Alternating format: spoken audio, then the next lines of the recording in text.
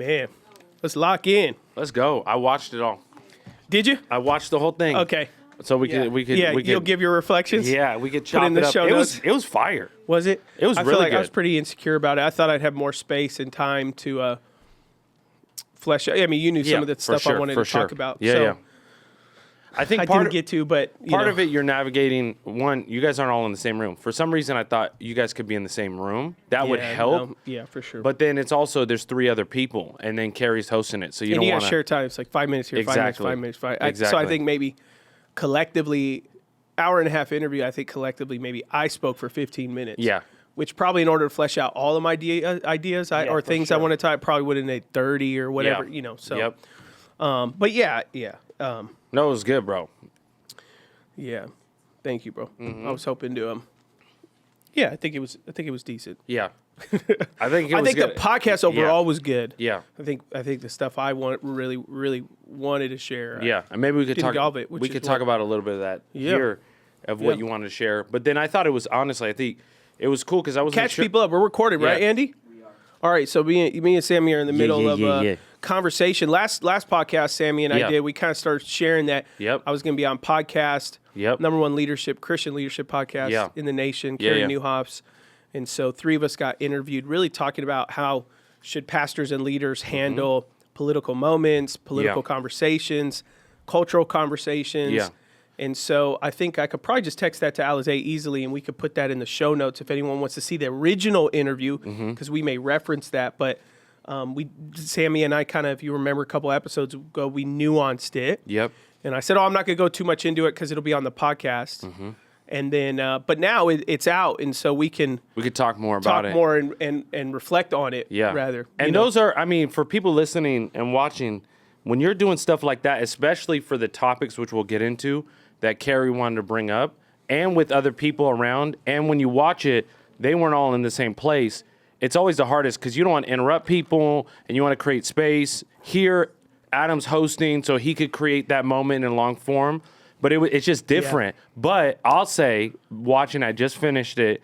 Bro, you killed it. Honestly, you did a great job. Represented us super well. Represent yourself super well. And I feel like everyone was really honoring and respectful of each other. Yeah, bringing their different pieces. I think, so I thought it was good. Yeah, and I think if people go listen to it, Dr. Stetzer, who's the dean of Talbot Seminary in Orange County, which is a very prestigious school. Yeah. He deserves a lot of honor and respect in of himself. And Dr. Sharon, who I'm not too familiar with her, I just met her, but still very brilliant. And so I think only one time. Now, had I gone into what I really wanted to share, I think I probably would have got more disagreement in that moment. But there was only one moment that he kind of Dr. Setzer kind of disagreed. He said, I view it differently than Adam. Yeah. That was kind of his way of saying that he somewhat disagrees. But overall, everyone kind of affirmed, and it became, the podcast became more of a, I thought, not that I thought, I had impressed that I was going to share more of my viewpoint on specific topics. Yeah. And the podcast were more so like help leaders manage the emotion and the environment, which is great. Like that's the wisdom that's needed in this season. But I was prepared to share your thoughts. Should I have been asked? Because we get sent like 20 questions and they can go, just to give you an idea of where it's headed. And so I had prepared, okay, if he does ask me my view of immigration, if he does ask me my view of racial reconciliation, if he does ask me my view on conservative politics versus liberal politics, what is going to be my response? And so I had prepared and framed that in case it went there, which I thought it could have, and it didn't. And so that's when you and I were doing the podcast. I was like, I don't want to go too much into that because I'm going to talk about that. For sure. And I actually didn't talk about that side of things. I talked more about more for leader. Let's just say you own a business. Let's say you lead a church. Let's just say you're a leader of any sort that can be impacted by social and cultural moments. Yeah. This podcast was really good to give wisdom on how to approach things, how to process, how to deal with negative feedback. If you ever go viral for a negative reason or what appears to be negative feedback, here are some practical things that you can process. So that's kind of what the episode was, which was really good wisdom. But yeah, and I feel like it went towards more the dealing with the criticism on socials and like how do pastors need to respond to that. And then I think the other thing was it was specific questions that were asked to you. So to each person, but it was more like, hey, about this situation, how did you respond? So it wasn't like that conversation, honestly, I would love it again. 3 hours. I know it's long, but it really could have been 3 hours. I think 3 hours in a room, you could break it into 3 parts and you could discuss. You could be like, hey, how do you navigate this? Maybe one is about the navigating, which was what this podcast was on. Another about like your own views, and then how to disagree in a biblical way. Like to me, I think like all those things, it could have been longer, but I'm guessing there could be a part 2, but I think it was really well, kind of said. I thought you did a great points. And I think what was really cool, again, just even sharing, because I just watched it, I loved it because, I mean, all 3 did great, but I loved how you kept bringing personal stories into the moment to make it real. And to me, I feel like it's like, remember, each of these positions and strong opinions, there's people linked to it. So let's not forget that there's actually real lives. Like it's actually real. Yeah. And then I was gonna say this like later too, but I think I loved at the end you were saying you challenge people. Hey, make sure you're sharing the gospel off platform, talking to people, get a heart for your city. I thought that was just so good. Thank you. Yeah. I appreciate that. There were 2 things that I ended up wanting to close with, and for those that are like, man, I want to go listen to this podcast, it's just you just type in. On any podcast platform, YouTube, whatever you listen to, Carey Nieuwhof Leadership Podcast. And if you're viewing this within 2 or 3 weeks, you'll see it. It'll have Adam Messa in it. It'll be me and a group of people in a picture. You'll find it very easily, and then we'll put it in the show notes as well. But there were 2 things because I didn't get a chance to. Yeah, what do you wish you could have about it? What do you wish you could have talked about? I wish I could have talked about, and I kind of ended it with this was,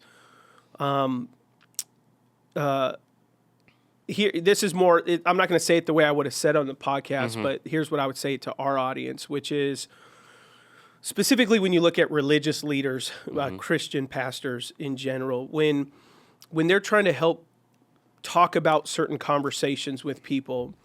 Whether it be immigration, racial reconciliation, politics, they and I ended the podcast with this. They tend to be kind of one-liners, or rather 140 characters, something you can tweet. And so, what I end the podcast is it looks something like this. Well, there can't be any such thing as racism because we've had a black president. I remember. And it's like, oh, okay, well. All right, I mean, that's not proof, Nelson Mandela became, whatever he was, the prime minister of South America, whatever they call it, or Africa, but whatever they call it. But it's like, but he was also like right before in prison, as a black man. So it's like 2 things can coexist at once. Yeah. Or statements like, they just say things like, well, Israel had a border and borders are important, so that's why we need them. Yeah. And it's like, well, we're not even talking about that. We're talking about people that are currently in the United States. Yeah. Or vice versa, someone says something like, well, Jesus was an immigrant. He went to Egypt. And it's like, well, truthfully, he went to Egypt, which was a Roman province, which Israel was a Roman province. So that'd be like me and you escaping more so to Puerto Rico. Yeah, for sure. It'd be like going to a province, that's owned by the country, and so people and pastors, they use these like one-liners or things like that, and you're like, well, that didn't answer anything. That doesn't solve anything. Yeah, you didn't give any perspective at all. And then they say, oh, well, it's just clearly look in the Bible. Some things are very clear in the Bible. Other things are very gray in the Bible. Because we're living in different times, different culture, different society, and so. What you have to do as a pastor is you have to do good study to help people understand how to apply the scriptures in specific moments. Yeah, for sure. It's not as simple as, pastors will often just like, they'll just throw a verse up. It's like, oh, it says love the widow and love the orphan or love the immigrant or whatever. And it's like, can you break that down? Like, talk about what's going on there. Yeah. Explain that. Explain how we could contextualize it currently. Yeah, for sure.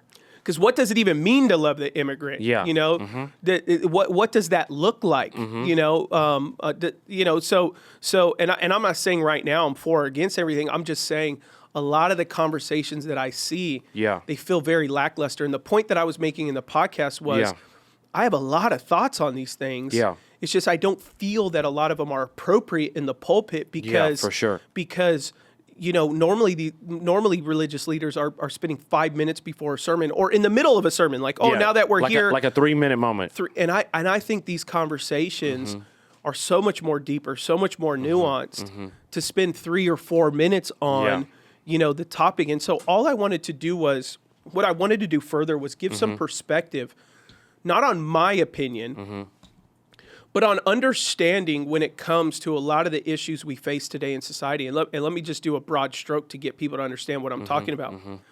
You know, when Charlie Kirk was assassinated, immediately what happens is you see, and I'm going to use a lot of stereotypes, but stereotypes exist because they tend to be sometimes like a thread of a sociology behind it, where it's like, oh, there's a thread of a pattern. A pattern. There we go. And so you look at what happened with Charlie Kirk, you're like, okay, you have all these white people that are like religious atrocity, this and this and this and this. You have black people that are like, yeah, terrible, but we're starting to see something like this is crazy. You know, like I didn't even know he said these things. Yeah, for sure. And then you have Hispanics that are like, you know, dude was debating with an ice hat in the middle of ice raids, you know? And so it's like, well, that's insensitive, you know? And so you had all these perspectives, right? Then, but you had just one group here that was like, he was killed for being a Christian, and they say that, and then others are like, well, no, he was killed for conservative ideas, which some of them happen to be Christian, you know? And so you have that perspective. So immediately you look at a circumstance like that, and you see just immediately how it is racially, ethnically divided. Yeah. You got to make note of that. Because if you don't, you recognize that you just have one cultural, ethnic kind of bias, which we all have a bias. We all have a bias. But the call to exercise patience and long suffering and understanding says, okay, wait, I need to step out of something for a second. If I'm talking to someone, and even if they're the same ethnicity as me, but they may be a different culture, because those two things exist too. Because that's what I think, keep going, but a lot of people want to say, oh, I'm going to get you on as the Hispanic voice, right? Or I'm going to get you on as the pastor that's pastoring minorities, black and Latinos and others. But we all know like even in the same ethnic group, even in the same political, you got people that disagree so heavily. So you can't just have one person as the main voice. And that's what I love what you said is like, if you want to steward multi-ethnic spaces or diverse spaces in whatever category, you have to step back and understand that problems are very, some of these areas are very complex. And what people want you to do is just say it. Simply just say it. And you're like, no, these are complex situations if you want to steward places that are multi-ethnic or diverse. Yeah.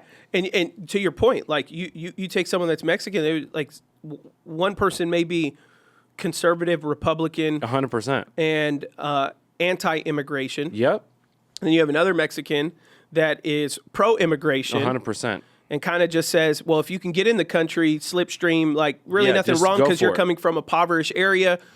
If you were poor and you had an opportunity at a land of milk and honey, would you not try to slip through the gate? And so that's kind of how they rationalize it. And they both could be Christians, and they're a little bit more on kind of the Democrat side or a little bit more of the liberal side. And so, they're both Mexican. And so I just recently talking to a friend who is an immigrant, but he's a legal immigrant. And then he has a cousin who just got extradited, and we're like, oh man, I'm so sorry. And he's like, no, good. He came here illegally. He's much more of a conservative. And you're like, dang, that's crazy. So that's where it's like, we cannot just think everyone's thinking in the same framework. It's not a hive mind. Yeah. It's that it's so complex. Exactly. And so what I was trying to do in much more, this Beyond the Letters, a longer form podcast, we have more time to flesh stuff out, but I was going to much more of a summarized state say, you have when you're really dealing with people of diverse backgrounds, so you have what happened with Charlie Kirk, then you have what recently happened with President Trump, and playing a video, and at the end, it portrayed the Obamas as monkeys. Yeah. And you have, basically, I even saw white pastors that were like, it was an intern. It wasn't even him. Guys, get over it. It's not like, it was racist, but like, it wasn't even his fault. Just move on. Yeah. And then I have majority of African Americans that I know, they were like, this isn't cool. He needs to denounce it. Yeah. Even other white people that I know, even other Hispanics, they're like, it may have been a mistake, but he needs to denounce this. But it's on your account. You gotta take ownership. That's leadership 101. If it's under your brand, take ownership. Yeah. Yeah. And then you have other people that are like, they like Trump, so they're going to apologize, which that's what an apologetic is. It's give a reason. So they're going to apologize for Trump by saying, hey, it wasn't his fault. If it wasn't his fault, why should he take ownership of it? But let's just say on the same coin, you know, when Kamala Harris was going for president, let's just say her team did an animated AI video and it portrays Trump as a KKK member. Yeah. People would lose their mind. They would lose their... So we have to understand, like, the definition of hypocrisy is... So true. When it's done on one side that you agree with, you forgive it. Yeah. And then when it's something you don't agree with, you go really hard on it. But a lot of times it's apples and apples. 100%. It's the same issue. Yeah. But you're forgiving one side because you have an empathy or you have a personal preference towards this direction. Yeah. And then you go really hard on that direction. And so... You look at what happened with Trump, you just and you can see, look in comments, you can see immediately racial divides. It's crazy. Yeah, for sure. And you got to make note 100%. of that. It's just clear. You have to make note. And that I make note of that stuff regularly. Like, why is majority of white people thinking this way? Why is majority of Hispanics? Now, you and I just spoke that, you know, two Latinos could have different opinions, but you do have majorities. And so for sure, on so many topics, majority of Latinos, they do believe this. Yeah. Majority of African Americans believe this. And then there's always kind of like a subculture that kind of differs on a lot of these things. But when you look at a lot of these topics, right? You look at what happened with George Floyd. You had a lot of white people going, I really don't think that there's a race issue in America. I really don't. I think this is a one-off. I think he was a criminal. You know, I think we're crying over spilt milk. Yeah, it's atrocity. The officer should be held accountable, but he was still this doesn't show light to a greater, there's no greater issue in America. And that was a lot of white people. Yep.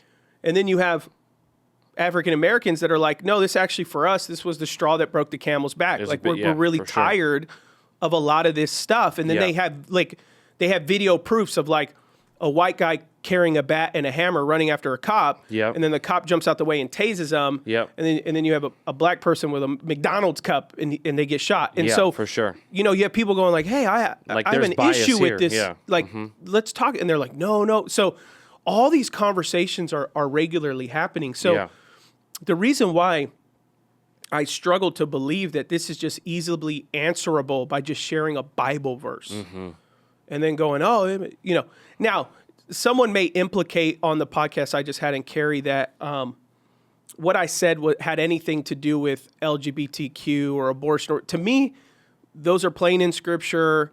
You know, if you're a believer and you disagree with those things, you just may have an empathetic bias that you don't want to admit that these things are wrong. But they're as clear as day in Scripture. It's super clear, for sure. You know, like, and even at our church, you go through our growth track, our doctrines are there. We talk about abortion. We talk about LGBTQ. We talk about our orthodox stance on that. But then when you back out of to me, those things, even though they're political nowadays, that's just clear in Scripture. That's there. That's not up for debate or anything like that, even if you want to debate it. But then you back out and you talk more of like Republican, Democrat, you know, education, immigration, all that. Now it gets a lot more gray, a lot more hazy. And so this was an instance, and I kind of nuanced in the podcast, like, so I would have kind of in a more summarized explained. And what I just said, does that feel a little daunting? Does that feel like a little like, oh my gosh, it feels like ping pong? Well, it should, because that's the reality we live in today. 100%. But when you talk to a lot of these pastors, they're just like, oh yeah, it's clear. Let me just tell you what the Bible says about borders or immigration. I'm like, wait, but that doesn't answer the current issue that we're in right now. And how is a pastor processing what's going on with immigration relations, what's going on with ICE? And so let's just take ICE and immigration to see how complicated it is. And you and I offline have had these conversations before, but You take something like immigration. You take for the past 20 years, we live in California. And right now, if you're an immigrant in California, legally or illegally, but let's just take illegally. Yep.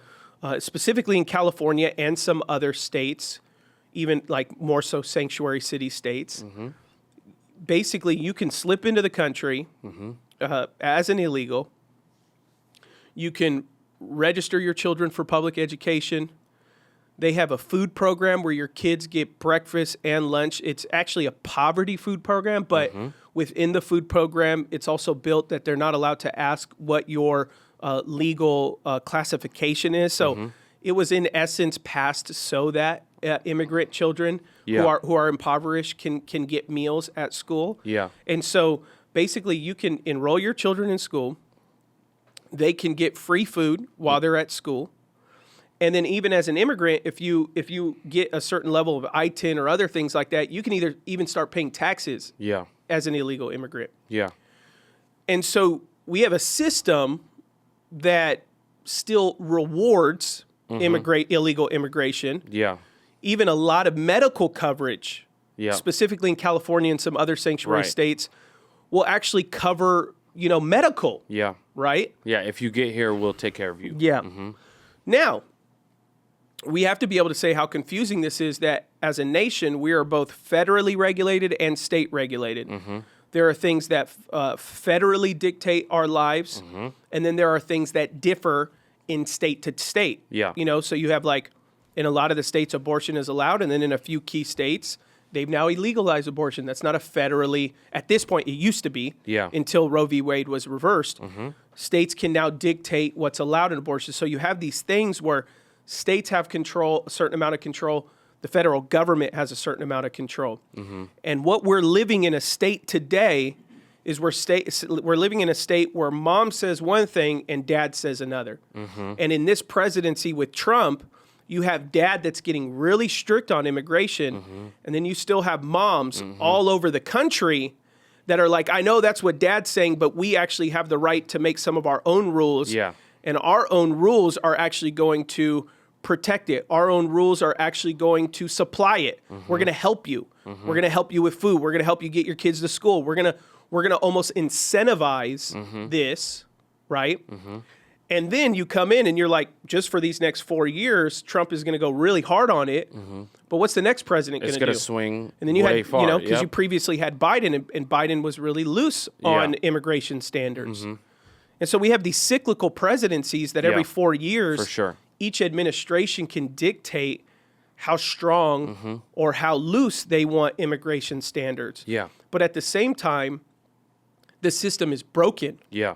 Because we're confusing people to say, yes, illegal immigration is wrong, but if you get in, and we got some incentives over here. We can help you beat the system. Why would someone not want to For sure. hire a coyote 100%. and come because we're saying one thing, but we're doing another thing. Yeah. And they would say, oh, well, that's the state's issue. Yeah. That's what's wrong with these states. Okay, but these are the states that we have. 100%. And the illegal immigrants tend to go towards the states that are rewarding, Of course. Yeah. illegal immigration.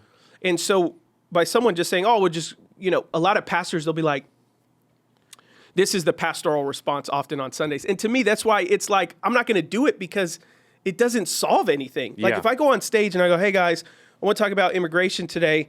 Here's what the Bible says about borders. Look in the Old Testament. Israel, build up your borders to protect the city, blah, blah, blah, blah, blah, blah. Man, I think we can all agree that we need to be able to control who comes into our country. We need to be able to protect our land, our children, our families, and there should be walls around, et cetera, et cetera. Think about your house. Think about certain areas. They have gates of protection and all this kind of stuff. And people go, okay, yeah, the Bible. And then they go, and then this is always the pastoral response. But here's what the Bible says about an immigrant. It says to love immigrants. So family, as Christians, even though we should have a border, as Christians, we got to love the immigrants that we have here in this country. We got to show grace to the immigrant. And I sit there and I go, what the heck does that mean? Yeah, what does so what do we do? So what do we do? Like, what do I leave and do right now? And honestly, the honest answer is you have to get involved on your own conscience and politically. and in a local level. That's where transformation happens. At a local level, And you need to vote. That is the response, because 100%. the simple response. Now, if the pastor goes up there and says, I'm going to give you a theology of these things, that was the correct answer. Yeah. But if he says something like, I'm going to help you navigate your friends and family and this and that, and then all they do is give a theology behind it, Yeah. which was to your point on why I kept trying to bring stories in, because I try to overemphasize, like, I got people coming up to me. Yeah, this is a real story crying for us. because their immigration attorney took money from them, and they got a court case that they feel they're going to lose because they took money from them, and et cetera, et cetera. And then we're laying hands on people's I-10 applications, which is like a form of a way that they can be citizens. It's not really, from what I understand, it's not necessarily a green card, or it's definitely not a Social Security. Yeah. But it's a way that allows you to stay in the States, right? So you look at immigration, on average, in America, the American law states that 675,000 people a year can be approved to immigrate in the United States. That includes both, and if I do something wrong, someone fact checks, feel free. I'm human. I'm not a poli-sci major. I'm a theologian, pastor theologian. But just through my study and research, 675,000. That's either for a green card or Social Security, like full on citizenship. Right. On average, the United States grants, whether green card or citizenship, to 1.1 million people annually. So almost double what the federal government regulates. And the reason why that is if one person gets, like, say, a green card or whatever, there's not necessarily a limit to what you can extend to your children. So one person may get it, and then that year you may ask for your 2 or 3 kids or whatever, and you can get them in as well. Yeah. And so that 675,000 turning into 1.1 million, that equals spouses, family, kids, all that. So you take that, and you already see, okay, we're allowing, double. But here's what also isn't said. Right now on the back end, and I kind of said this on that podcast, and Carey. Right now on the back end, there are 11 million people. Now separate the like undocumented illegal individuals who are not doing anything about trying to get a green card, citizen, or whatever. That's a separate number. But right now in America, there are 11 million people on backlog in the federal government awaiting a moment before the judge. Not for the possibility to get assigned. They've actually, their documents have already been stamped. They're just waiting for the meeting to get assigned a green card, I-10, or whatever. And that's not even including the people that are trying to get the green card, trying to get those things. That are so backlogged, and so it's so hard. It keeps getting pushed, that meeting. You're talking about the meeting to get stamped. We have probably... There are people applying. Like, there's another millions who are trying to apply that are here. And so then both here and then outside that are trying to come in. So then the question goes, man, if I could just get in way quicker than wait a decade and get rejected.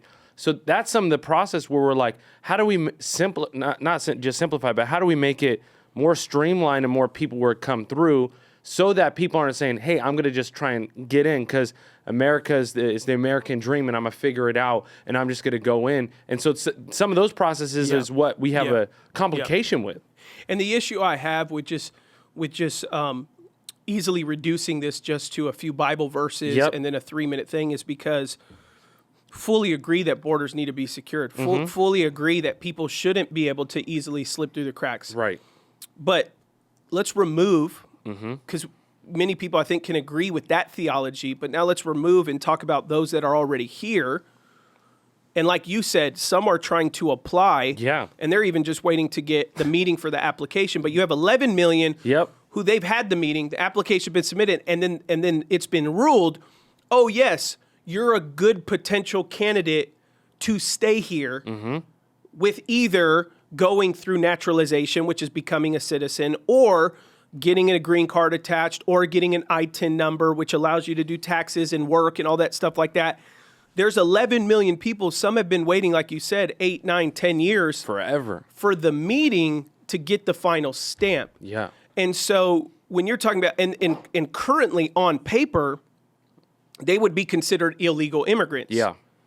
And so some people, an uncaring, uncompassionate version, because some of these individuals were brought here at 2, 3, 4 years old. 100%. And they're 29, 30, 32. And even in the story that you said, you're like, meeting with a guy, and I know so many as well, that they came here as a baby or young. They didn't come in by their own volition, right? Like they didn't choose as a 1-year-old, hey, let's just go and stay. Yeah. So they are fully American, and they are like doing the right thing. They don't even speak Spanish. They speak no Spanish, have no context, and we're going to send them back. And that is the biggest problem, is having a one-sided belief. So like even like a lot of people are like pro-life, you know, but then part of what we want to be, we want to be pro-life all the way through, right? That whole saying of womb to tomb. Yeah, yeah. And what we want to do is we don't want to just believe, oh yeah, if we're donating to a pro-life movement, yes, let's make sure the pro-life movement also takes care of single mothers. 100%.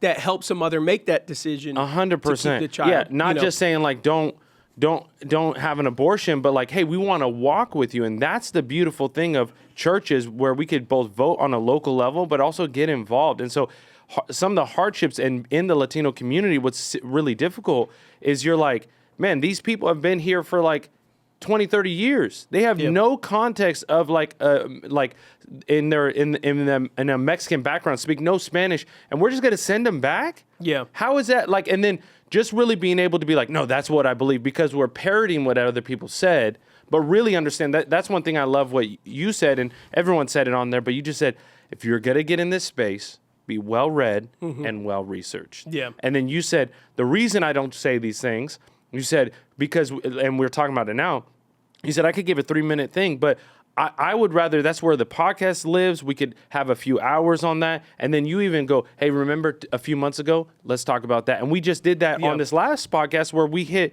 so many things. Some were a few months back and some were current, but it allowed the process of it. And it's not being forced to post because something happens, but really being involved in the everyday. So like for me, if you're so far against immigration, let's say you're pro-ICE, just sit with someone and learn the other side, and try and almost in some ways, honestly, argue the opposite opinion against yourself. Yeah. And really just see like, okay, how are they seeing it? And it doesn't mean that it's going to change your mindset, but at least knowing that like, man, there's people on so many different sides. Let's really learn how to, and even if you're not a pastor, let's learn how to be a true Christian, because we have that ministry of reconciliation. That is our goal, is to go from chaos to peace, from hostility to that inclusion and peace. And so I think part of it, which again, I'll say, like, I know it was only an hour and a half and you guys each have 15 minutes or 20 minutes each talking.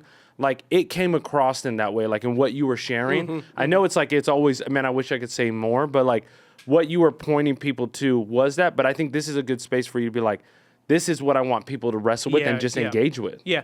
And I think people, because we take like media and politics and all that as like sound bites, it's like, it's easy to be like, hey, Adam, are you pro-ICE or are you pro-immigration? Yeah. And truthfully, for me, when it comes to being an American, because that's what the question is. Yeah, for sure. The question is being in America, because you and I go over to Mexico right now. It's a different conversation, right? 100%. Mexico, this is overly generalizing. It's like, what do you think about the cartel? What do you think about these politicians? It's different conversations. Totally. You and I, we're not having conversations around cartel-led cities and stuff like that. And so you go into each country, there's different cultural rules. And as pastors, you're theologically applying, you know, like if I go to Mexico and they're like, oh, what do you think about ICE? You know, it's like, well, we don't have ICE here. What? It's not, you know, it's for not sure. top. If I go to Australia doesn't have ICE. Yeah. You know, so they have another version of that. And so the conversations are very geographic. They're very cultural. And so this is an American cultural conversation. So if the question is, Adam, are you pro-immigration or pro-ICE? The reality is, for me, when it comes to being in America, I'm pro-assimilation. And so I believe America should have a clear process of assimilation for sure. that's consistent from federal government to state government about what does it take to become an immigrant in the United States, and then what are the incentives behind it, and how are we applying those incentives? Because essentially what's happening is Texas may go strict on immigration. Someone's going to go, well, I'll just pop over to Nevada or California, and then they just do the Oregon Trail, and then they just show up in California. And then now California says, welcome, we can get you medical, We can get you kids food. We can get you all in school and all this stuff like that. For sure. And so what I'm saying today, someone may be sitting there like, man, I wonder what's Adam's actually opinion.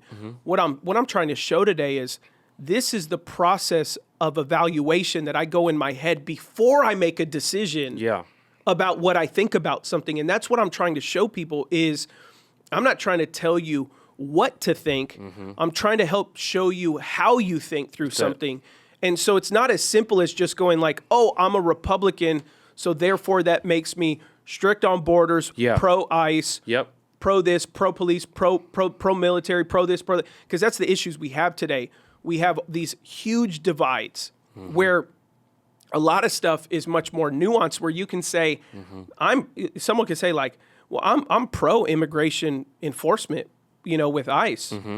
But ooh, what happened in Minneapolis? That's not cool. You know, like you can say, hey, I'm not for that. How many times? Like, let's just say you and I are really close friends. Let's say you do something dumb, and someone goes, "Man, Adam, you're okay with that because Sammy did something dumb." I could say, "I'm not okay with that." Yeah, for sure. But he's my friend. Yeah, and so we do that with people. Like, why not policy? We don't. We just go, "Oh man, I have to ride or die for one side of something without being able to criticize." Yeah. You even have those processes with Israel today. It's like, oh, if I'm pro-Israel, I have to just turn a blind eye if they do something wrong. It's like, no, you could say, hey, I believe in Israel, but, the treatment of Palestinians I don't think is fully fair. Now, given many of them have been dangerous through many of the terrorist groups, but at the same time, like you can say that stuff, you can have enough conversation with someone to say, though I believe in something, I do believe it could be better. I do believe it's flawed. I do believe that there needs to be stuff that's done. And we need to be able to admit that. But today we exist, and I did say it on podcast, we live in this black and white world that's like, well, what team are you on? And it's like, to me, and people know this, that I'm not a sports person, like, if you ask me, hey, what's your team in basketball? I'm like, man, I'm just pro a good time. Like, I'm pro the experience. I'm pro basketball. For sure. It's like that. I forget that actor's name. He went viral because he was like promoting a movie, and they had there was a game of he's like an OG actor, but there was a game, and there was two teams playing, and they bring him in the back. They say, hey, we want you to wear a hat, promoting the NFL. And so let's just say it was Cowboys and it said he wore NFL hat? NFL. Bro, you need that. And then he did a podcast, and they're like, dude, what's the story behind that? And they're like, oh, the two other hats that had the team's names were just like awful. They were ugly. Yeah. And he goes, so I just saw this like plain NFL hat. It was dope. And then everybody's clowning him like, oh, look at him. He's pro NFL. And it's like, I'm smart. Like I'm pro. Yeah. I'm pro America being a great country. Yeah. And I'm pro, not that I'm saying make America great again. Right. I'm just saying like I'm pro America being an incredible place where you can raise a family, lead a life, worship God as believers. That's safe. The job of the government is to exercise justice and protect its people and create, to me, an atmosphere where people can thrive. And so that's what I'm judging the American government on is, do you fairly exercise justice? And is this a place where people can thrive? That's protected, and our rights are protected. And so a lot of people are looking for a lot of other things on top of that, and you can go into that. But once you go out of that, I think we can all agree, like, shouldn't America judge good and evil? And this is every country. For sure. For that matter. I'm not, when I say America, I'm not saying we need to be better than everyone else. I'm just saying whether you go to Mexico, whether you go to Australia, England, or whatever, to me, government in its purest form should be a place where justice is exercised. In other words, someone commits a crime, someone does something wrong, that it should be held accountable, or else your society will go into chaos. For sure. If you don't judge, and Old Testament is all full about that, is judging good versus evil.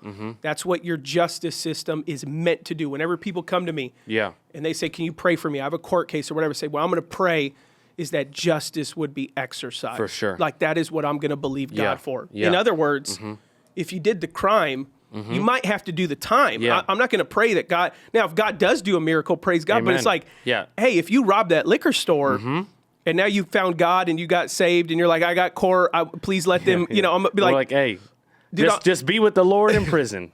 Yep. Because that's justice. That's justice. That is what we need in any country. For sure. But then also it should be a safe enough place where people can thrive. And what I mean by thrive, I mean that they can thrive. They can have a living safely. Yeah. If they want to buy land, they don't think that the government's going to come and take it from them. They don't think that someone more wealthier and powerful can pay off a politician to get your land from you. So it should be protected in a way that you can thrive. Yeah. You can inhabit your land, your space in a clarity and safety. That doesn't mean without difficulty or tough times. And so when I'm looking at those things, now you can trickle in and kind of reverse engineer, like, okay, where does racial reconciliation come into that?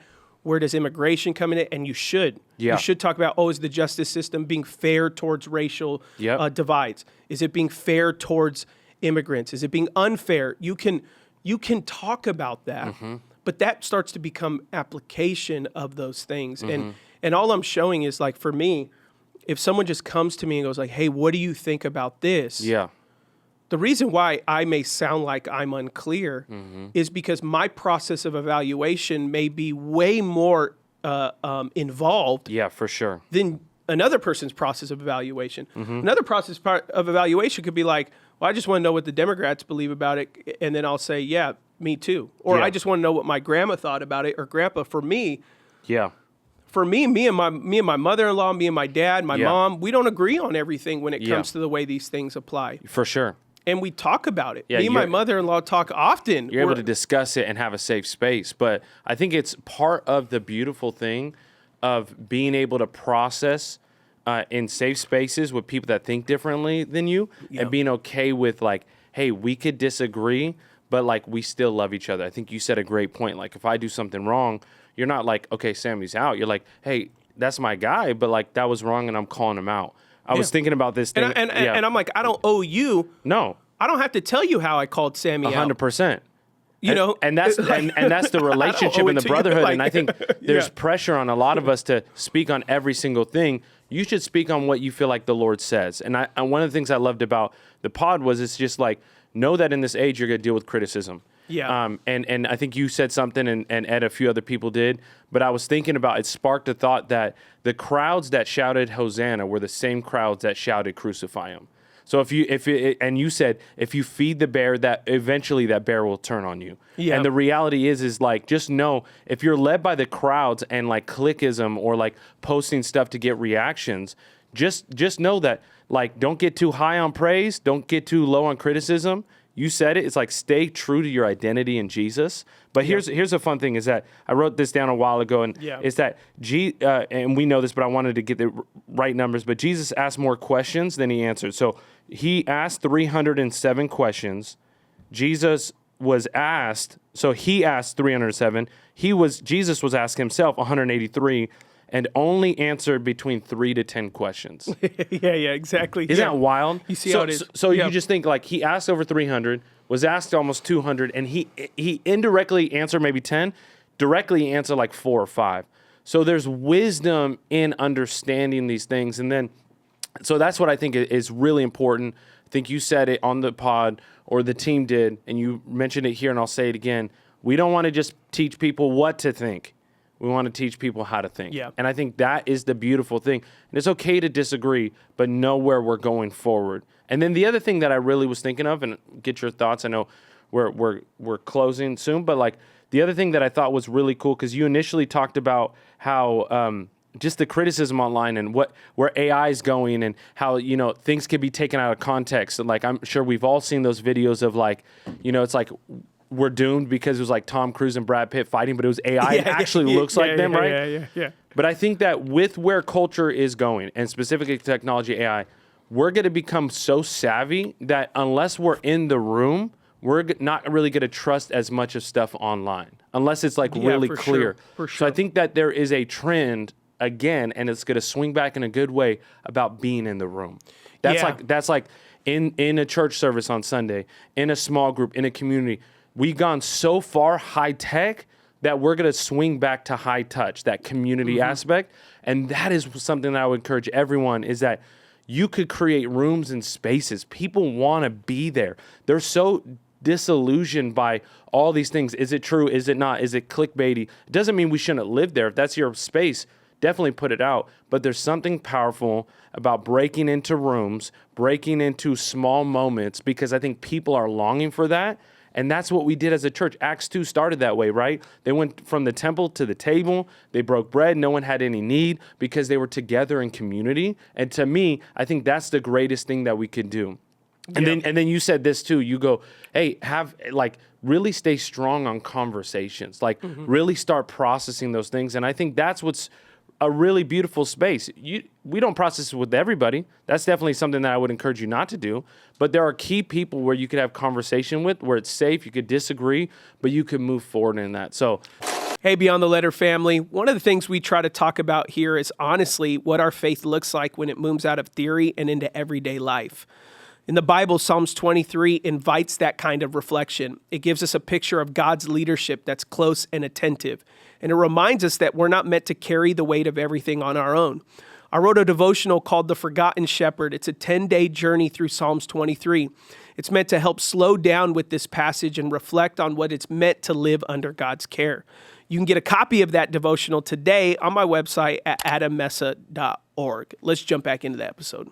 The point you're saying is, and I agree with that in the sense that, what I do nowadays is if I do respond to someone, if they respond again in terms of a disagreement, my response is, hey, this is where I'm at on Sundays. Or if I know them a little bit better and I feel comfortable, like, hey, let's jump on the phone or a Zoom, because I've been kind of debating dialogue. My background is apologetics, and so, which is debate. And so, in college and I've been practicing debate for 15 years. For sure. And so I've been dialoguing, debating with people for a very long time. Yeah. And on paper, people sound smarter than ever because they have ChatGPT. 100%. So I can tell on email and Instagram when someone's disagreeing with me, I can tell that's chat, because I've been in this so long. Yeah. I'm like, people don't argue this way. Yep. I have a background in argument. Yep. You are arguing well. That's the problem. Yep. Is if it's you don't have a background in argument, you shouldn't know the words and phrases that 100%. you're saying right now. And so for me, the moment I feel that there is some type of AI behind the discussion, I go, I'll only do it in person. 100%. And then people start getting nervous. I'm busy. It's easier for me to text. I feel more comfortable. No, I don't. Yeah. I don't do that, because stand on 10 toes. Yep. If this is the way you feel, you should be able to 100%. articulate it without sending me a YouTube, or people will say, just watch the YouTube video and you'll see how I feel. I'm and like, no. You tell me. You need to tell me how you feel. 100%. That's right.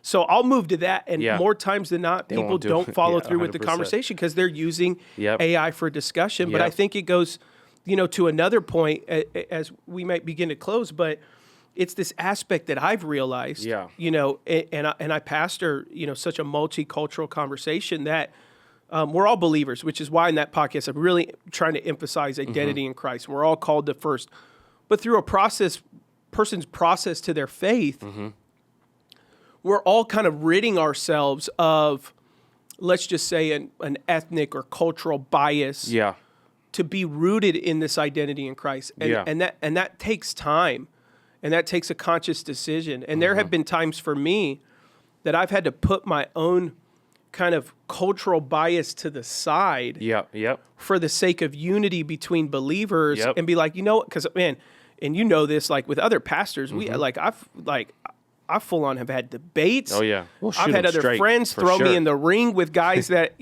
hold degrees, and they're like, Adam, debate them on this and blah, blah, blah. And so I've been thrown in these spaces before. And what I've come to notice is, and even within our relationship of our friend groups, we have, one of our closest friends, Will Chung, who's been on the podcast before.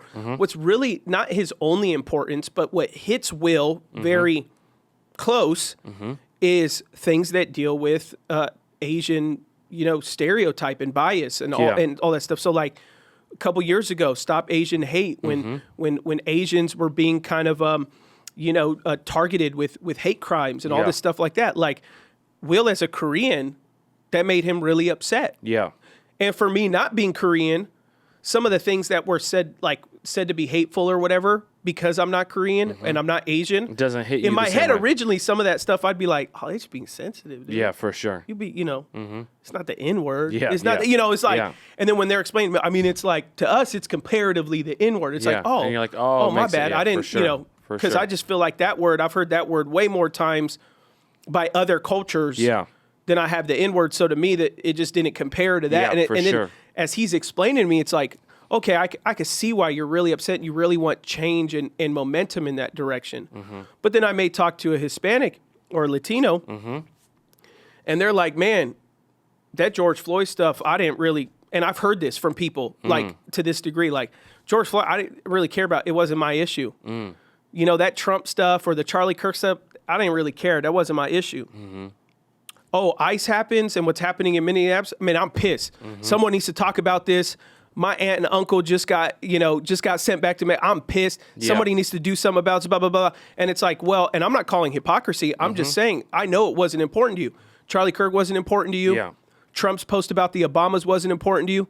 But what's happening in ICE, that's a big deal for you. And then you talk to a black person, they're like, man, that post Trump did, that made me mad. Like, oh, I'm done with that dude. Yeah, for sure. And then, oh, George Floyd, this happened. This made me mad.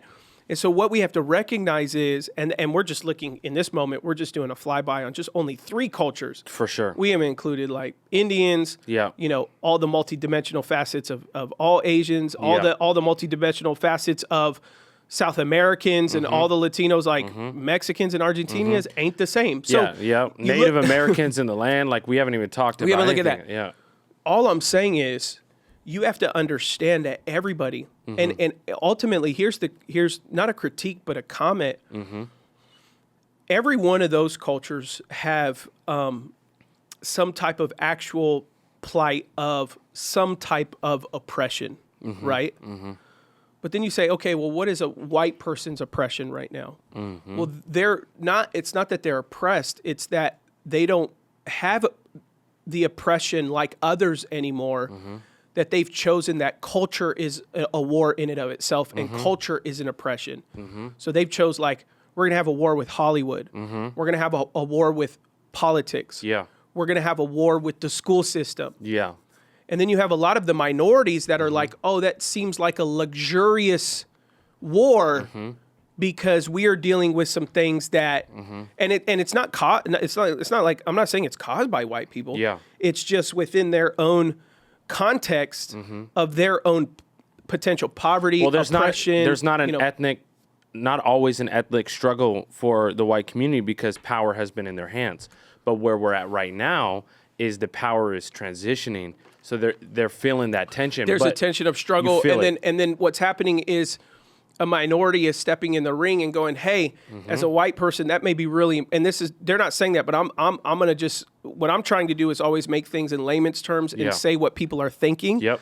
But a Hispanic is coming in, or someone else, and they're telling someone that's white, whether conservative or liberal, like, hey, that's a very convenient, that LGBTQ struggle, like, there's a reason why so many LGBTQ people, specifically trans people, are white people. They're like, hey, it's a very convenient thing that you're processing. For us over here, we're really dealing with adjunct poverty from our country. We're slipping in illegally. There is all these things happening. And so they come in and they go, hey, I want to shape what's going on with these things. Yep. And so you come in and just for like a very basic example to help people understand, like, my mother-in-law is white. My father-in-law is black. He went home to be with the Lord in 2020.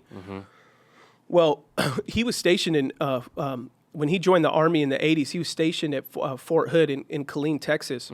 Well, him and my mother-in-law, they left Chicago because it was frowned upon, for a black man and a white woman in their neighborhood, to be together and be married. And so he joins the Army. He takes her with him.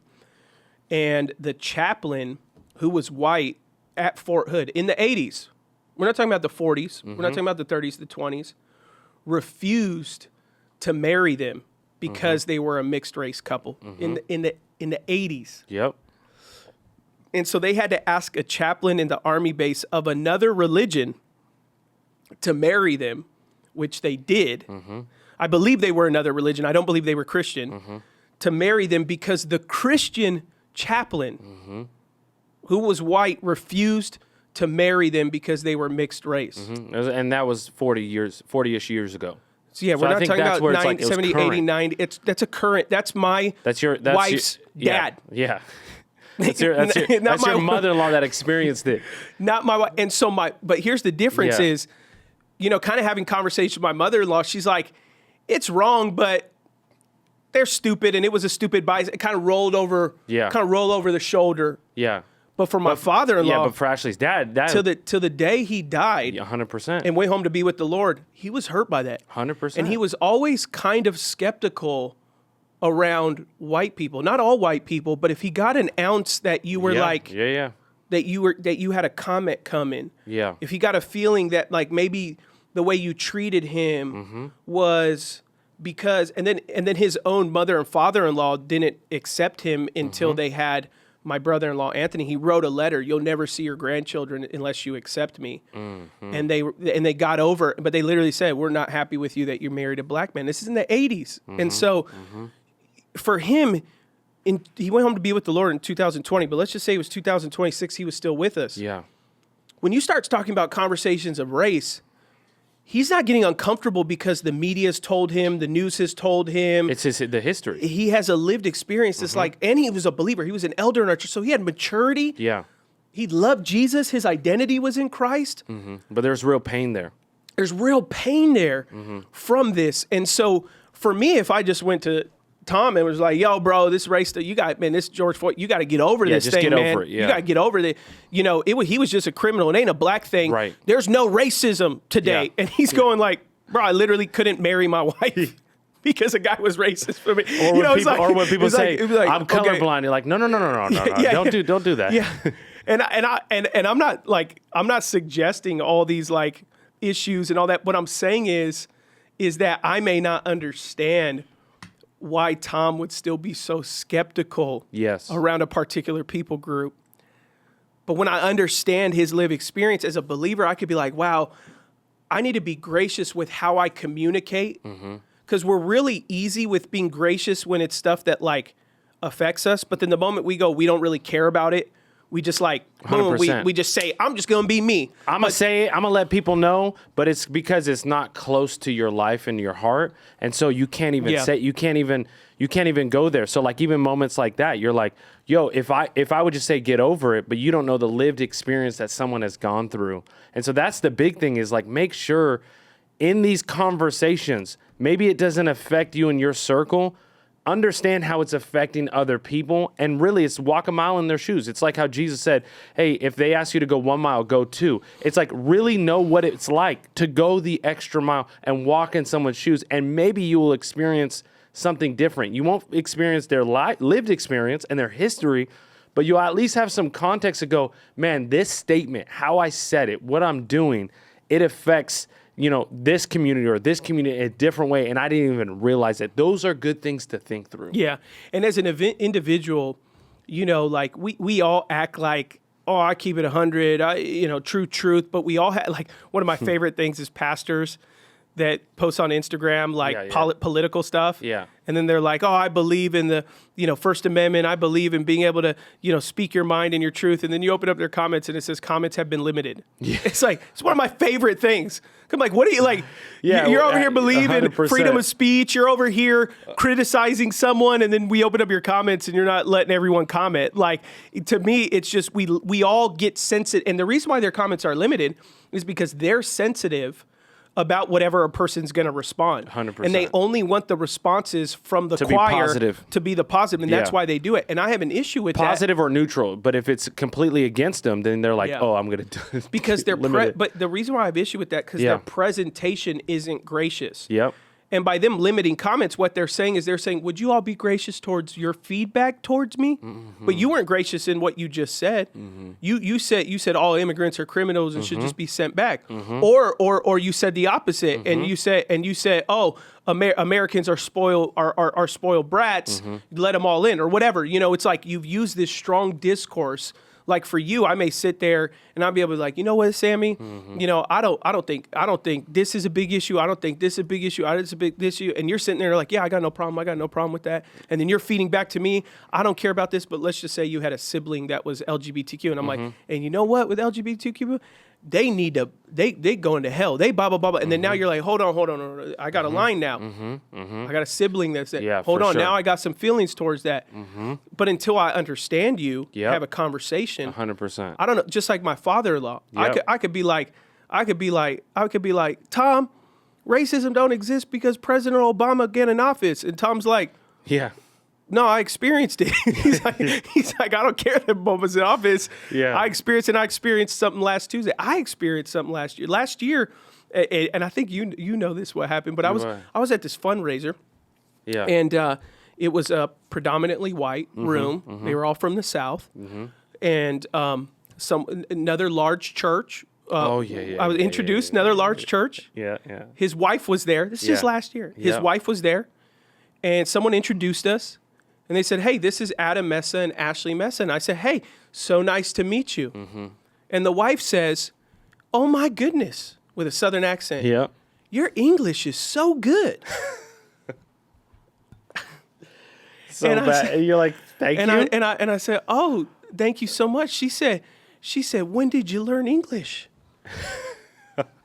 And I said, you said that was my first language? I said, oh, it's my first language. And she said, oh, you learned English before Spanish? Did your parents teach you it so that you're here in the States? And I said, no, ma'am, I don't speak Spanish. And she goes, well, then how does your congregation understand you? And I said, because I don't have a congregation that speaks Spanish. She said, do you guys use an interpreter? Like you speak English and you have someone say, I said, ma'am, I don't have a Hispanic church. I said, my church is diverse. We're American. We speak English. Right. And then she was like, you're telling me your whole church isn't Mexican? And I was like, you're like, no, ma'am. No, my whole church looks like a bag of Skittles. I said, actually, in fact, we were African American our whole life of our church more than anything than we were Hispanic. She was like, I can't believe it. I have so much questions. And I'm just sitting there and I'm like, you're like, ask questions before, do your research. Don't just say that. And that's the subconscious, like we all have conscious and subconscious bias. And so if we're not careful, she walks in, sees you, hears your name's Mesa, and is like, wow, what a great Mexican man, right? Great accent. Yeah, He's got what a great English accent. And it's like not realizing, wow, like that was super racist. So racist. You know, it's crazy. And it's like, God bless your heart. I know you mean well, but for like, sure. And for me, you know, people look at me and they're like, man, that guy look white. He don't look Hispanic. But when I'm with white people, totally, they don't think I'm white at all. They don't let me in they don't let me in the club at all. You know, so I'm someone who hasn't really.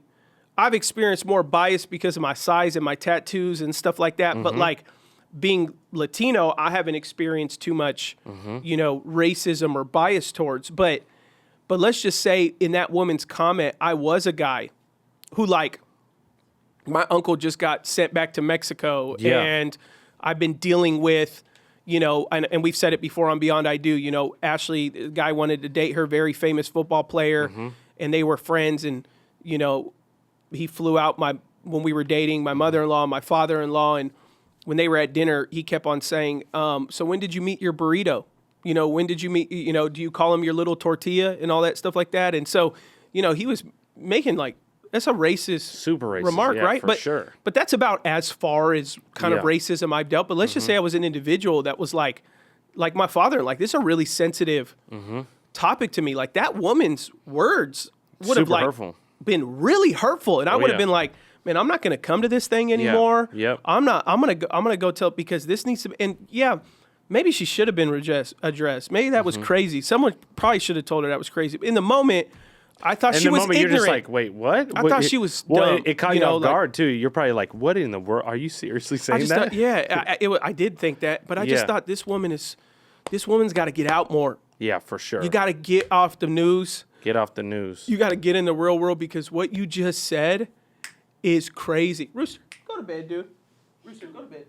But I'm thinking, like, and so I don't say that just to, like, diminish people. But what I'm just trying to say is, like, This stuff is complicated. So complicated. We're all ignorant somewhere. Yeah. You know, we all have it. Like, that's why I gave that woman grace, because I'm like, I'm sure there's something I'm unaware of that maybe I've gone too far in a statement. Maybe there's something that I'm just unaware of. Maybe there's something I'm hard on. And so maybe I didn't say it like her, but I could have come off that way to somebody because of my own, like they're all something and that led to the end of the podcast where I was just saying, hey, when you do decide to speak on something, make sure that it is read and researched and you know the data behind it. Don't parrot it. Yes. Yeah. Like, don't just take and just be like, yeah, secure the borders. Well, what about the 11 million people that are waiting who have been approved for assignment of a number? Like, what do we do with them? And like, I don't know. I haven't thought about that.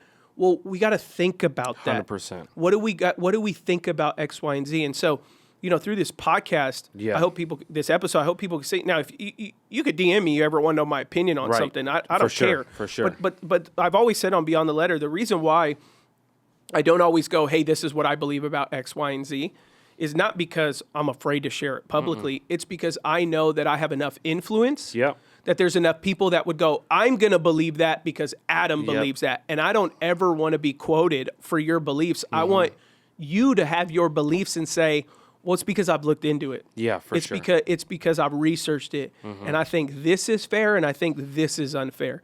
And I think two things can be right at once. I think that you can secure a border while also going, we have a government that's really jacked up. We have a government that rewards immigration, but then we have a new administration that promised they would go after it hard, and they are. But you've basically, it's almost like this is the clear picture to me. It's almost like a child who has a mother and didn't have a father. Yeah. And then the stepfather comes in, and the day after the wedding, he goes, I'm going to start whooping your butt. I'm going to start grounding you because it's time you get into shape, but you have no trust built. 100%. You have no care built. Yep. And I know people go, well, you only got 4 years. It's like, well, yeah, but that's why, you know, government has to do a better job with the politicians you put up that have longer than 4 years to actually put up what you care about to help. Because I think multiple things can be true at once. You can deal with abortion and pro-life and making sure that the wombs are safe. You can deal with our children's education when it comes to making sure that they're not taught gender identity and all that other stuff. But you can also say, hey, I know we're talking about immigration, but like, I know they keep talking about the borders, but like, even if the border gets secured, we still got all these people here. What do we like? And some of them have been here for 30 years. What are we doing with that? Yes. And then you can also say, yeah, man, America's a great place to live. Patriotic, Eagles, red, white, and blue. And then be like, man, but we got a lot of ignorant people still in the country. For sure. Who be asking, Mexican guys telling them that their English is really good, or be chaplains 100%. Refusing to marry, mixed race couples and all that stuff. So it's like, it's like you can still say these are great things, but it's like, but we could work on as a family. Me and Ashley can say, man, our family, we're really good, we're really healthy, but we can improve. We can spend some more time with the boys. But like, you can say both. Yeah, you can critique all of it. Yes, and then from there, you can now form an opinion. Yes. And your opinion's like, hey, I think this needs to improve. Yep, I think this is great. And I'm going to start voting in this direction because I believe in this season, this is what we really need to work on. And there are some politicians who have policies that I think align with what I think is important right now, what we really need to focus on. And so therefore, I'm going to vote in that direction. And so, because I'll tell you this, most politicians are not very moral people. So these guys, like the fact that like one says, oh, I'm a Christian, they all say they're Christians because that's what gets them voted for. Yeah. Very rarely, unless you're in a super liberal city, you're not does not being a Christian get you voted for. But almost all states and cities, you got to be Catholic or Christian. Yep. But they don't live Catholic or Christian. So, a lot of people are like, oh, I just vote whether they're Christian or not. It's like, well, you got to dig more. A lot of them say they are. You got to dig into what's important for you. And as a pastor, I'm not going to teach you how to think. Yeah. I'm not going to tell you what to think. Yeah. I'm going to encourage you to say, hey, go do research. If you want to know what my convictions are on any subject, you can ask me. Yeah. But from a pulpit, and we do talk about stuff in the pulpit at times and address and, and go through stuff. But overall, when they're like, hey, how come when the news says this, you don't go on stage on Sunday and clarify what the church's stance on. I'm like, well, if it's not in the Bible, you know, like, I don't feel I have to go. I don't answer to culture. Culture answers to us. So we lead the pack. We don't respond to them. We press forward. Yeah. And you know, the earth as of right now is still part of Satan's dominion. And so nowhere in the Bible does it say for us to go toe to toe with Satan or anything like that. It says to renew our mind and make sure that we don't have worldly thinking. That's a personal conviction that we need to have. And so what I'm trying to do regularly from my pulpit is preach personal conviction. Yeah. I'm not here to tell you what you need to think about something. I'm going to speak to your heart from the Word of God, and then God's going to speak to you. I know it. I've seen it. I've seen so many people renounce things. I've seen so many people walk in more love and compassion and all these things like that because you speak to the heart. You don't just go up there and be like, hey, guys, if you want to rock with this church, you got to think like this. Yes. You know, now when it comes to doctrine and scripture and things like, we got to agree. But all these like country things that change country by country, a lot of things, if I went on the pulpit on Sunday and dealt with them politically, you couldn't preach that same message in Copenhagen, Denmark. No. You'd be like, oh, I have to change half the whole sermon because it doesn't apply to anyone. Yeah, it's cultural. I'm trying to preach sermons that someone in Nigeria can pull my sermon up and they could be like, oh, I can apply 90% of what that guy just preached to my life today. You know, and so that was a longer form of the. No, I think it was so good. And again, I'll just say this to you: it's like you really were on that, and I encourage everyone watch that podcast. You were really clear in what you were saying. Ed was great. Sharon was great. Dr. Ed, Dr. Sharon. And honestly, just shout out Carey. Carey's a phenomenal host. Like I was just he's such a good like he's such a great it's very hard to do that. Ask the right questions, tee it up. I feel like especially all being in separate places. Yeah. So I'm looking forward to, I'm sure, because he said he'll probably do more emergency ones. I think it would be really fun to get. Oh, did he say that at the end? At the end, he says, we'll probably stop and do it because this was an emergency one. I'm looking forward that if something like that happens again, whether it's with you or others, just get in the room together because I think that would be like a really fun dynamic. Yeah, it definitely adds a good layer. And we talked probably for 25 to 30 minutes before we shot, just to get chemistry and we didn't go into the topic at all, just more introduction, background, you know, but also like, hey, what angle y'all coming from and blah, blah, blah, blah, blah. And so we kind of talked about that. And which would have been cool to hear too. A little bit. Yeah. So there was a little bit of the room, it would totally change the conversation in a great way. Yeah. But that's hard to do with so many people. But yeah, what I do appreciate about Carey is that it wasn't, hey, jump on, hey guys, this, and this, you guys ready to go? Yeah. He really created space for us to kind of homogenize with each other. Yeah. So that it didn't feel like we were battling each other. And he kind of made that clear because, Dr. Stetzer before was like, so are we debating? What angle do you guys, what do you want us to do? For sure. You know, is Adam different than me? Is Sharon different than me? Blah, blah. And then Carey was basically like, no, you guys are all pretty moderate, you know? It's just you guys all you're in different seasons. Ed, you're a scholar. Yep. Adam leads a diverse congregation.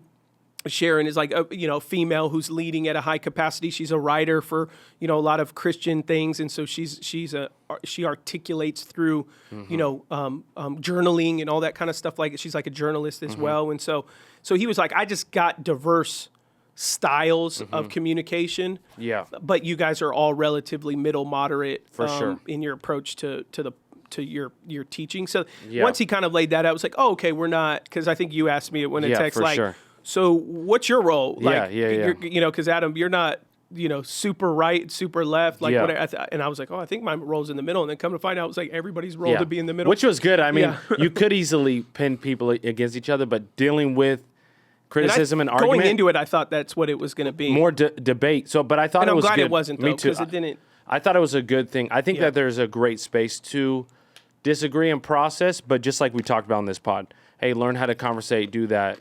But that's not Carey's platform, so he's not known to create conflict and all that stuff like that. And so I do think the way it played out was, I thought it was great. Yeah. Thank you, bro. It was really good. And then we were chatting, and you and I were chatting yesterday, and like, oh, it's drops tomorrow. How do you feel? I go, feels good. I go, there was some stuff I wish. Yeah.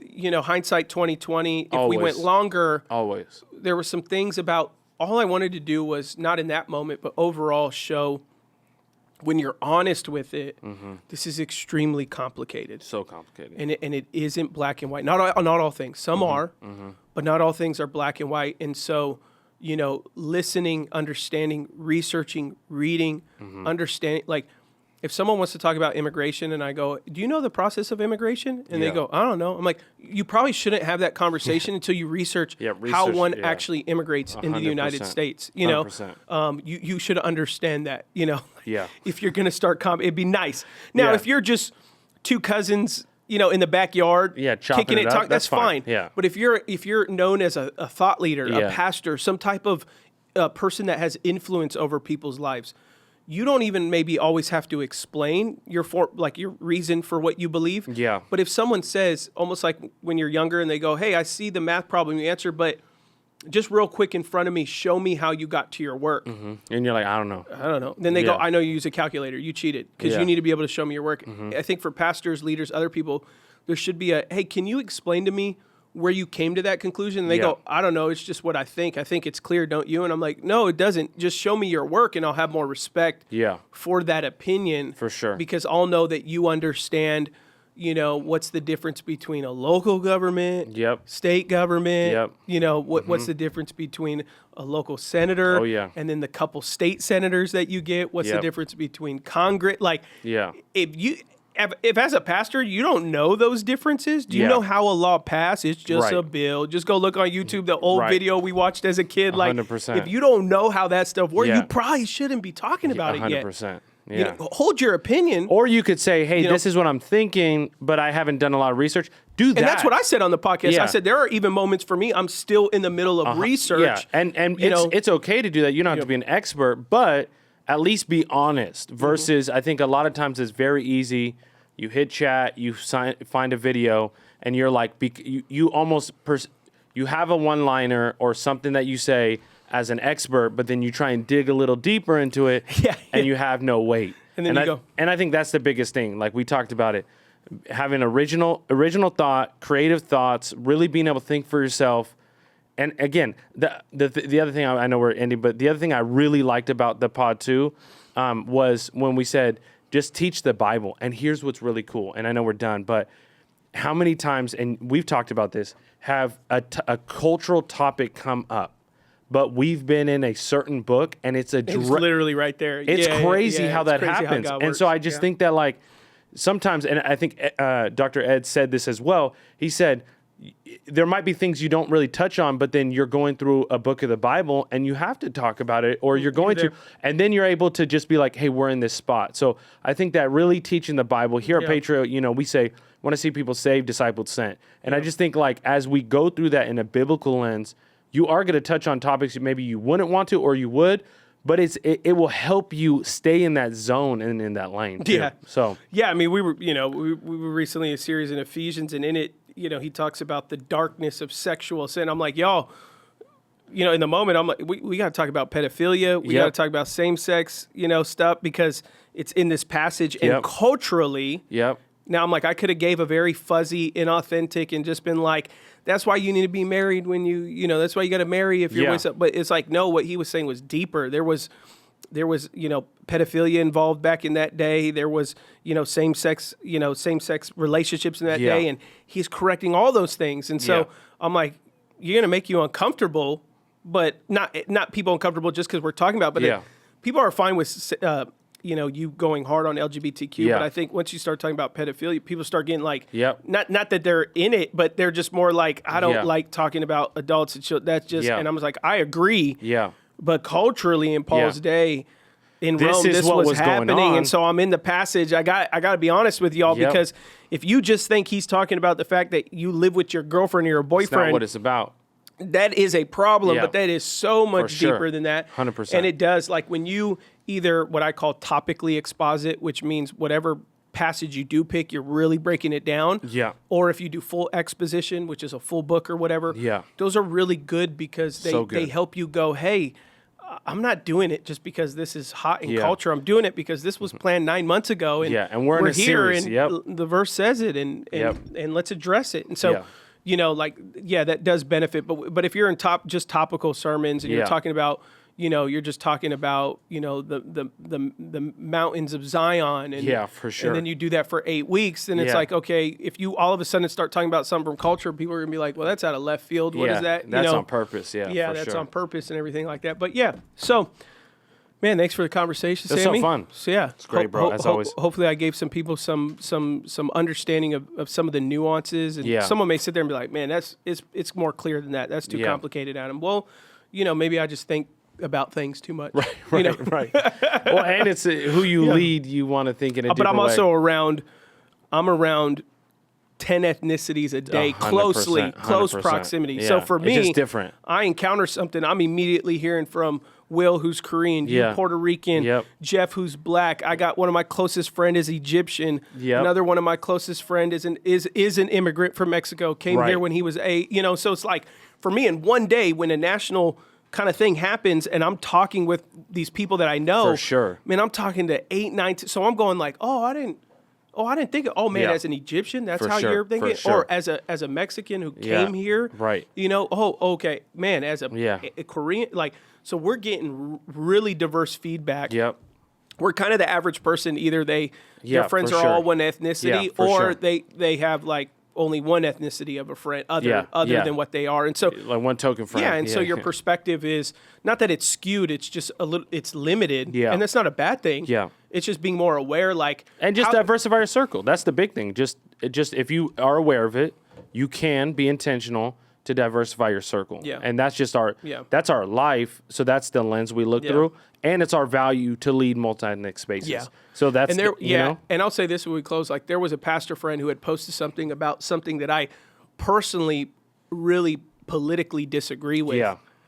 And so my first instinct was I called him and I didn't say like, bro, you're wrong for that. I just said, hey man, this is what I think about that topic.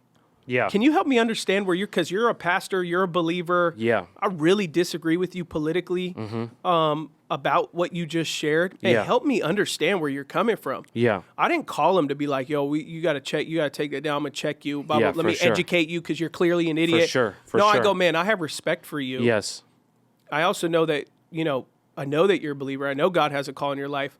So what am I missing about your belief in this certain politic? Because for me, I very much disagree with it. And he shared his perspective. I said, wow, I never thought of it like that before. I still don't agree with it, but I could see why you come to that conclusion, and it makes sense. My rationale is a bit different, but I went from really judging you hard, like kind of more as like, man, you're an idiot, you're crazy, for sure, to a little bit more like, oh, he thought it out. Like I understand your train of thought. I understand how you went there. I disagree, but thank you for sharing. And I said I have much more clarity, and I'm kind of, my feeling towards you in that ideal is, you know, less harsh. 100%. You know, and it was like, okay, you know, I'm cool, I'm good. And it wasn't like, if it was like some believer tip, if he posted like, Jesus never resurrected, Bob, then I'm calling out, I'm ripping his butt, bro, you know better, da-da-da. Sure. But when it's these nuanced political things and stuff, for me, for my friends, I'm going, hey, if I respect you, then I'm going, help me understand, man, I don't see it. Here's what I think. If I don't respect you, then I'm almost kind of not writing you off, but I'm just going like, I don't really respect a lot of things that you believe. So why would I assume that we would agree the same thing when it comes to a political view, you know, about stuff. But all right, y'all, man, hope you enjoyed this conversation. Good. Thank you so much for joining us. As always, we're gonna make sure we get Alizé the link to Carey's, but you can also find it yourself. If you wanna see more of my pastoral approach to this conversation. Peace out, y'all. Hope you have a great week.